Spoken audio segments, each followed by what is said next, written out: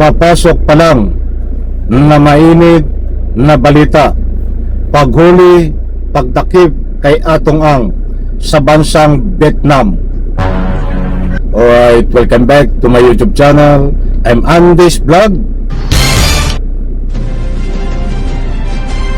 Mga kaibigan, mayroon pong latest update tungkol dito kay Atong Ang, bansang Vietnam. Nako, matindi ito. Nakuha na ba ang reward na 20 milyong piso? I-like muna natin ang video na ito. Kung nagustuhan nyo po, please subscribe my YouTube channel.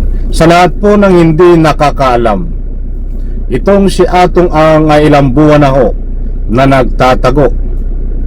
Ngayon ho, mayroon pong latest update na kinumpirma ng ating DILG Secretary John Vic Remulla. Pagdakip kay Atong Ang sa bansang Vietnam, nahuli na ba? Yan ho ang malaking katanungan. Nakuha na ba at sino ang nakatanggap ng 20 milyong piso na reward kung sino ang makapagturo? Yan pong lahat mga kaibigan. Kapit, huwag kayong alis. Ibibigay ko po sa inyo ang complete details dahil dito sa ibabahagi ko po sa inyo.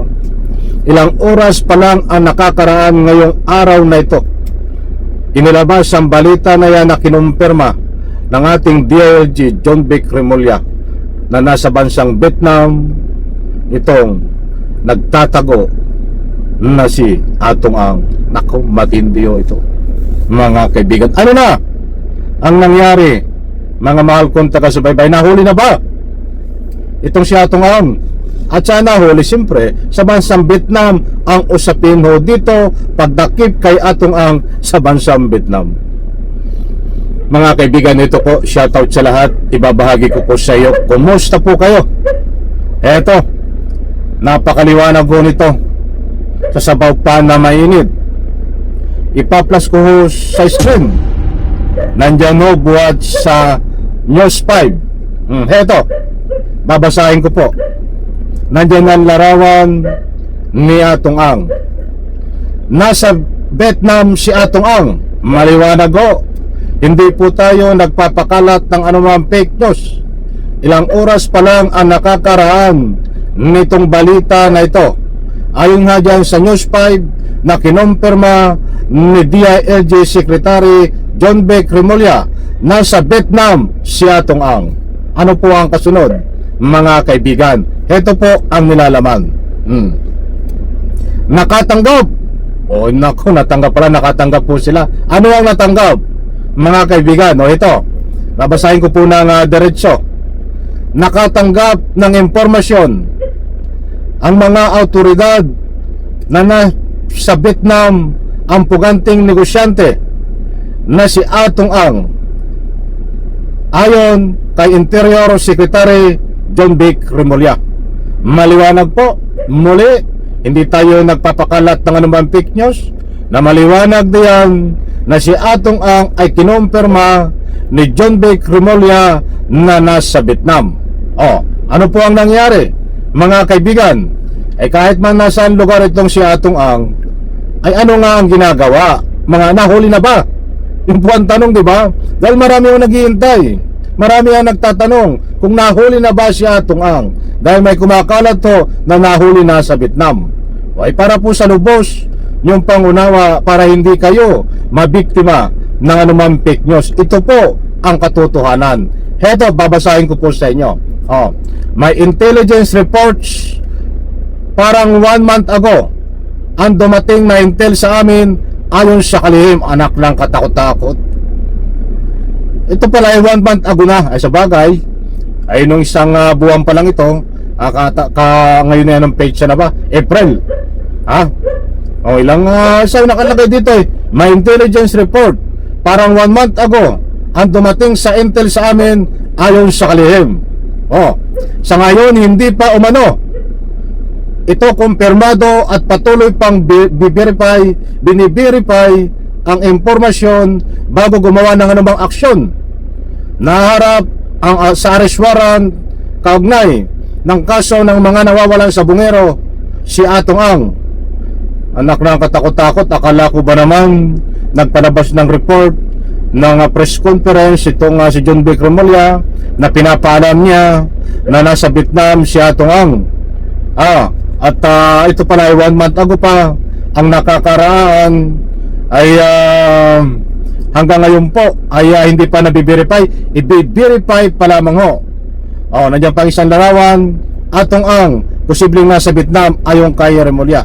Mga kaibigan, disclaimer lang, datapuwat sa puntong ito. Nasabi nga po natin, pagdakip kay Atong Ang sa Vietnam, hindi pa ho nahuhuli dahil ang impormasyon na nakarating kay John B. Cremolya, DILG Secretary, ay i-verify pa. Maliwanag po mga kaibigan, hindi po natin sasabihin na pagdakip kay Atong Ang sa Pilipinas dahil hindi naman sila nakapokus sa Pilipinas. Ngayon ho, ang pinagtutuunan nila ng pansin, pagdakip, paghuli kay Atong Ang sa bansang Vietnam, ibig sabihin ay malapit na, nagkakaroon pa lang ho sila ng verification. Hindi pa ho nahuhuli si Atong Ang, ba't nakatanggap ng impormasyon ang ating DILG Secretary na nasa Vietnam. Kaya't ang pagdakip kay Atong Ang diyan ho sa bansang Vietnam ay hindi pa ho nahuhuli si Atong Ang. Dadakipin pa lang po mga kaibigan. Buti po yung nililiwanag ko. At baka mamaya ay ma-misinterpret na naman kayo, sabihin nyo ito yung fake news. Hindi po ito fake news. Kaya nga nasabi ko, pagdakip kay Atong Ang sa bansang Vietnam, hindi pa nahuhuli. Intindihin nyo pong mabuti, di po ba mga kaibigan? Didilis, kumusta po kayo? Mga kaibigan, nabangan po natin ito. Dahil ayon po dito, sa binahay ko po sa inyo, ay nakakaroon po ng verification. Medyo hindi po natin masasawa. Hindi po natin masisisi ang ilang nagbibigay ng komento kung bakit ang sinasabi nila ganun po katagal. Ang sabi nila nasa Portugal, ang sabi nila nasa Pilipinas, ngayon naman mainit-init pa, ang sabi nila nasa Vietnam. Ay tayo po ay nagbabahagi lamang ng anuman latest update. Ngayon yan po ang latest update ngayon. Uulitin ko, itong si Atong Ang ay nasa Vietnam ayon sa natanggap na impormasyon ni Secretary John B. Cremolya. Subalit ang pagdakip kay Atong Ang hindi pa ho nahuhuli. Kailan mahuhuli ito? Mga mahal kong taga-subaybay. Kaibigan, isang like, isang share sa video na ito. Abangan po natin. Ibig sabihin, doon po sa reward na 20 milyong piso, wala pa rin nakakakuha dahil si Atong Ang po ay hindi pa rin nahuli. Bye-bye. Palakpakan.